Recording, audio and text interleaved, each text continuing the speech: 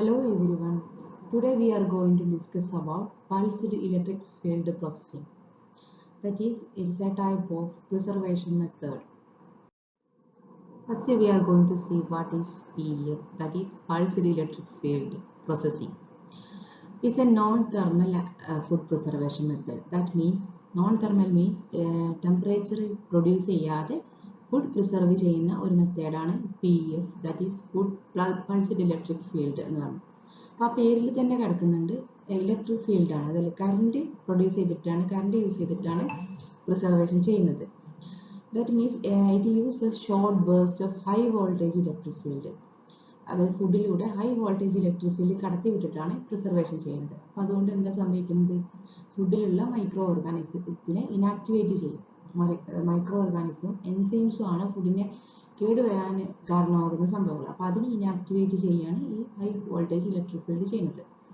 ഇങ്ങനെ ഈ ഒരു മെത്തേഡ് യൂസ് ചെയ്യുന്നതുകൊണ്ടുള്ള പ്രധാന ഉപകാരങ്ങൾ എന്താണെന്ന് വെച്ചാൽ ന്യൂട്രീഷണൽ ആയിട്ടുള്ള സെൻസറി പ്രോപ്പർട്ടീസും മെയിൻറ്റെയിൻ ചെയ്ത് അതിന് പ്രത്യേകിച്ച് കോട്ടൊന്നും തട്ടാതെ ഫുഡിൻ്റെ സേഫ്റ്റിയും ഷെൽഫ് ലൈഫും കൂട്ടാൻ ഇത് സഹായിക്കുന്നുള്ളതാണ്. സോ ഈ പ്രിസർവേഷൻ മെത്തേഡിൻ്റെ വർക്കിംഗ് പ്രിൻസിപ്പിൾ എന്താണെന്ന് നോക്കാം. ഈ ഹൈ ഇൻറ്റൻസിറ്റി ഇലക്ട്രിക് പൾസസ് ആണ് നമ്മളിവിടെ ഫുഡിലൂടെ കടത്തിയിടുന്നത്. അപ്പോൾ ഇതെന്ത് ചെയ്യും, ഈ ഫുഡിലുള്ള മൈക്രോ ഓർഗാനിസത്തിൻ്റെ സെൽ മെംബ്രെയിനെ ബ്രേക്ക് ചെയ്യും, ഡിസ്റപ്റ്റ് ചെയ്യും എന്ന് പറയാം.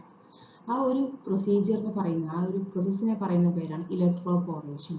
അതായത് ഇലക്ട്രിക് കറണ്ട് മൈക്രോ ഓർഗാനിസത്തിൻ്റെ സെൽ മെംബ്രെയിനെ ഡിസ്റപ്റ്റ് ചെയ്യുക അല്ലെങ്കിൽ ബ്രേക്ക് ചെയ്യും. അപ്പോൾ it leads to inactivation of microorganism. അപ്പോൾ ആ ഫുഡിലുള്ള മൈക്രോ ഓർഗാനിസംസ് ആയിക്കോട്ടെ, എൻസൈംസ് ആയിക്കോട്ടെ, ഇനാക്ടിവേറ്റ് ചെയ്യും. അവർ പിന്നെ ലൈവ് ആയിരിക്കില്ല. ഓക്കെ. പിന്നെ ഇതിലുള്ള ഒരു മെയിൻ പ്രത്യേകത എന്ന് പറഞ്ഞാൽ മിനിമൽ ഹീറ്റ് ജനറേഷനാണ് ഉണ്ടാകുന്നുള്ളൂ. ഹീറ്റ്, അത് ചൂട് മാക്സിമം കുറച്ചിട്ടാൽ പ്രൊഡ്യൂസ് ചെയ്യാൻ പാടുള്ളൂ, കൂടാൻ പാടില്ല. അങ്ങനെ ചെയ്യുമ്പോൾ ഈ ഫുഡിൻ്റെ ക്വാളിറ്റീനെ നമുക്ക് പ്രിസർവ് ചെയ്യാൻ പറ്റും. അതാണ് main speciality of this method. പിന്നെ ഇതിൽ നമ്മൾ കറണ്ട് പോകുന്ന അല്ലെങ്കിൽ പൾസിൻ്റെ ഡ്യൂറേഷൻ എന്ന് പറഞ്ഞാൽ micro seconds to milli seconds മാത്രമേ ഉണ്ടാവുള്ളൂ. Electric field strength usually use ചെയ്യുന്നത് 20 to 80 kW/cm ആണ്. സോ ഈ ഒരു പ്രിസർവേഷൻ മെത്തേഡിൻ്റെ പ്രോസസ്സിങ്ങിൽ എന്തെല്ലാം പാരാമീറ്റേഴ്സ് ആണ് നോക്കാം. First one is electric field intensity.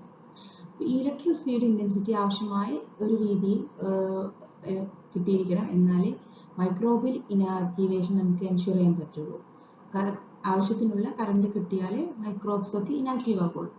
പിന്നെ പൾസ് ഡ്യൂറേഷൻ എന്നാൽ പ്രൊലോങ്ഡ് പൾസ് ഡ്യൂറേഷനെ പൾസ് പ്രൊഡ്യൂസ് ചെയ്യാതെ പ്രൊലോങ്ഡ് ടൈമിലേക്ക് പൾസ് പ്രൊഡ്യൂസ് ചെയ്താലേ ഇലക്ട്രോപോറേഷൻ എക്സ്റ്റെൻഡ് ചെയ്യാൻ പറ്റുള്ളൂ. മാക്സിമം ഇലക്ട്രോപോറേഷൻ, അതായത് ഫുഡിലുള്ള ബാക്ടീരിയയുടെ ഇനാക്ടിവേഷൻ മാക്സിമം നടക്കുള്ളൂ. എന്നാൽ അധികമായിട്ട് പൾസ് നമുക്ക് പ്രൊഡ്യൂസ് ചെയ്യാനും പറ്റില്ല. പൾസ് ഡ്യൂറേഷൻ ഓവറായിട്ട് കൂടാനും പറ്റില്ല.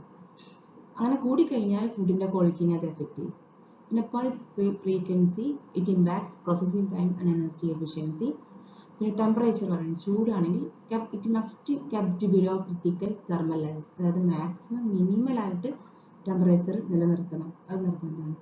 പിന്നെ ഫുഡ് പ്രോപ്പർട്ടീസിനെ കൂടി ഇത് ഡിപ്പെൻഡഡ് ആണ്. അതായത് ഫുഡ് എങ്ങനത്തെ ഫുഡാണോ, അതായത് കണ്ടക്ടിവിറ്റി ഉള്ള ഫുഡാണോ, ദാറ്റ് മീൻസ് കറണ്ട് പാസ് ചെയ്യുന്ന ടൈപ്പ് ഫുഡാണോ, ഫുഡിൻ്റെ pH എങ്ങനെയുണ്ട്, അതുപോലെ വിസ്കോസിറ്റി എങ്ങനെയുണ്ട് എന്നൊക്കെ നോക്കിയിട്ടാണ് ഇതിൻ്റെ എഫക്റ്റീവ്നെസ് നമുക്ക് നിശ്ചയിക്കാൻ പറ്റുള്ളൂ. അപ്പോൾ ഫുഡിൻ്റെ പ്രോപ്പർട്ടീസും ഇതിൻ്റെ എഫക്റ്റീവ്നെസ് ആയിട്ട് അല്ലെങ്കിൽ പ്രോസസ്സിൻ്റെ എഫിഷ്യൻസി ആയിട്ട് ഡിപ്പെൻഡഡ് ആണ്. അടുത്തത് ഇതിൻ്റെ എക്യുപ്മെൻറ്റ് എങ്ങനെ ഇരിക്കും നോക്കാം. ഇതിന് മെയിൻ കോമ്പണൻസ് എന്തൊക്കെയാണെന്ന് നോക്കാം. First one is pulse power supply. ഇതാണ് ഈ ഒരു ഫുഡിലേക്ക് ഹൈ വോൾട്ടേജ് കറണ്ട് ജനറേറ്റ് ചെയ്യുന്നത്. പിന്നെ ട്രീറ്റ്മെൻറ്റ് ചേമ്പറിലാണ് നമ്മൾ ഫുഡ് പ്രൊഡക്റ്റിനെ ഹോൾഡ് ചെയ്യുന്നത്. അവിടെ തന്നെയാണ് ഇലക്ട്രോഡ്സും ഉള്ളത്. ഈ കറണ്ട് ഫുഡിലേക്ക് പാസ് ചെയ്യുന്ന electrodes. Controls, there will be a control system. It regulates pulse frequency and duration. പിന്നെ electrodes often made of stainless steel to ensure durability and hygiene. Stainless steel ആയാലേ അത് durable ആയിരിക്കുള്ളൂ, അത് കുറേ കാലം നീണ്ടു നിൽക്കുള്ളൂ. പിന്നെ നമുക്ക് നീറ്റായിട്ട് ഹൈജീനായിട്ട് നിലനിർത്താനും പറ്റുള്ളൂ.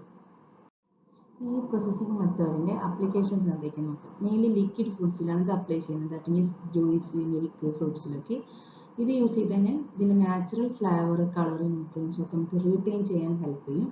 പിന്നെ സോളിഡ് ഫുഡിലും ഇത് യൂസ് ചെയ്യുന്നുണ്ട്. എന്തിനാണെന്ന് വെച്ചാൽ ടെക്സ്ചർ മോഡിഫിക്കേഷന് വേണ്ടിയിട്ടാണ്. ഒരു എക്സാമ്പിൾ പറയുകയാണെങ്കിൽ പൊട്ടാറ്റോ ഫ്രൈ ചെയ്തതിനു ശേഷം അതിൻ്റെ സോഫ്റ്റനിങ് നിലനിർത്താൻ വേണ്ടിയിട്ട് നമ്മളിത് യൂസ് ചെയ്യും. പിന്നെ എമർജിങ് യൂസസ് എന്തൊക്കെയാണെന്ന് വെച്ചാൽ വരാനിരിക്കുന്ന യൂസസ് എന്തൊക്കെയാണെന്ന് വെച്ചാൽ ഈ ഫുഡിൽ നിന്നുള്ള ബയോ ആക്റ്റീവ് കോമ്പൗണ്ട്സിനെ നമുക്ക് എക്സ്ട്രാക്ട് ചെയ്ത് എടുക്കാൻ പറ്റും. അതുപോലെ ഡ്രൈയിങ്ങിനും ഫ്രീസിങ്ങിനും മുമ്പ് പ്രീ ട്രീറ്റ്മെൻറ്റിന് വേണ്ടി സപ്പോർട്ട് ചെയ്യാനും ഈ ഒരു പ്രിസർവിംഗ് മെത്തേഡ് നമുക്ക് യൂസ് ചെയ്യാം. അഡ്വാൻറ്റേജസ് ഓഫ് PF എന്തൊക്കെയാണെന്ന് നോക്കാം. അതായത് PF കൊണ്ടുള്ള ഗുണങ്ങൾ എന്തൊക്കെയാണ്. മെയിൻ ഒരു ഉപകാരം എന്ന് വെച്ചാൽ ന്യൂട്രീഷണൽ റിട്ടൻഷൻ ആണ്. അതായത് വൈറ്റമിൻസും എൻസൈംസും ബയോ ആക്റ്റീവ് കോമ്പൗണ്ട്സും നഷ്ടപ്പെടുത്താതെ നമുക്ക് കീപ്പ് ചെയ്യാൻ പറ്റും എന്നുള്ളതാണ്. പിന്നെ എനർജി എഫിഷ്യൻ്റ് എന്ന് പറയുന്നതാണ് ഉദ്ദേശിക്കുന്നത് ലെസ് എനർജി നമുക്കിവിടെ യൂസ് ആവുന്നുള്ളൂ. ഈ ഒരു പ്രിസർവേഷൻ മെത്തേഡിൽ ലെസ് എനർജി യൂസ് ചെയ്യുന്നുള്ളൂ കമ്പയർഡ് ടു തെർമൽ മെത്തേഡ്സ്. അതായത് ഹീറ്റൊക്കെ പ്രൊഡ്യൂസ് ചെയ്ത് നമ്മൾ ചെയ്യുന്ന പ്രോസസ്സിങ്ങിനേക്കാളും ഇവിടെ വളരെ കുറഞ്ഞ എനർജി നമുക്ക് യൂസ് ആവുന്നുള്ളൂ. പിന്നെ എക്സ്റ്റൻഡ് ഷെൽഫ് ലൈഫ് എന്ന് പറഞ്ഞാൽ it reduces microbial load effectively. ഫുഡിലുള്ള മൈക്രോബ്സിൻ്റെ കണ്ടന്റ് വളരെ കുറക്കാൻ പറ്റുന്നതുകൊണ്ട് തന്നെ ഫുഡിൻ്റെ ഷെൽഫ് ലൈഫ് കീപ്പിംഗ് ക്വാളിറ്റി കൂട്ടാൻ ഹെൽപ്പ് ചെയ്യും. പിന്നെ it is very eco friendly since it reduces chemical preservatives. ഇവിടെ കറണ്ടാണ് യൂസ് ചെയ്യുന്നത്, കെമിക്കൽ പ്രിസർവേറ്റീവ്സ് ഒന്നും യൂസ് ചെയ്യുന്നില്ല. So it is eco friendly. Next we can see what are the challenges. First one is it is high initial cost. That means ഈ equipment വാങ്ങണമെങ്കിൽ നല്ലൊരു investment കൊടുക്കണം. So it is initial cost was high. പിന്നെ food ടൈപ്സിനെ depend ചെയ്യും. അത് means നേരത്തെ പറഞ്ഞു ഫുഡിന്റെ properties ഇവിടെ എഫക്റ്റ് ആവുന്നുണ്ടെന്ന്. അതായത് കണ്ടക്ടിവിറ്റി ഒന്നും ഇല്ലാത്ത ഫുഡ് പ്രൊഡക്റ്റ് ആണെങ്കിൽ, കറണ്ട് കടത്തിവിടാത്ത ഫുഡ് പ്രൊഡക്റ്റ് ആണെങ്കിൽ, അല്ലെങ്കിൽ അത് കോംപ്ലക്സ് സ്ട്രക്ചറുള്ള ഫുഡ് പ്രൊഡക്റ്റ് ആണെങ്കിൽ നമുക്ക് ഇവിടെ യൂസ് ചെയ്യാൻ പറ്റില്ല. പിന്നെ regulatory approval. There may be compliance with food safety standards is essential. Scaling up means it limited adoption of industrial scale processing. ഈ PF പ്രോസസ്സിങ്ങിൽ ഫ്യൂച്ചർ ട്രെൻഡ്സ് എന്തൊക്കെയായിരിക്കും എന്നുള്ളത് നമുക്കൊന്ന് എക്സ്പെക്ട് ചെയ്യാൻ പറ്റും. എന്തൊക്കെയാണെന്ന് വെച്ചാൽ integration with other preservation method, for example harden technology. And it must develop. നമ്മൾ already പറഞ്ഞു കോസ്റ്റ് ഭയങ്കര ഹൈ ആണ്. So we can develop a cost-effective equipment. In application of novel products like plant-based beverages and functional foods, okay, നമുക്ക് ഇതിൽ apply ചെയ്യാൻ നോക്കാം.